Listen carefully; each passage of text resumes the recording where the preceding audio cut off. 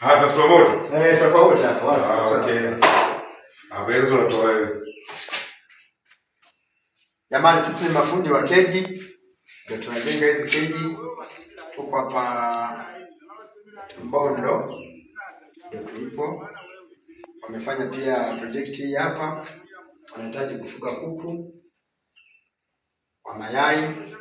Kwa hiyo kwa wale ambao sasa tayari watapata video hii, basi wajiandae kula mayai tayari.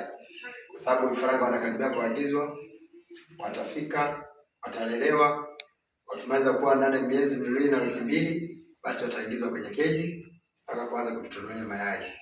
Hapa tupo na mwenye mradi mwenyewe, japokuwa mkuu wake hayupo, lakini yeye ndiye anawakilisha na yeye ndiye alikuwa na msimamizi wetu wa huu mradi.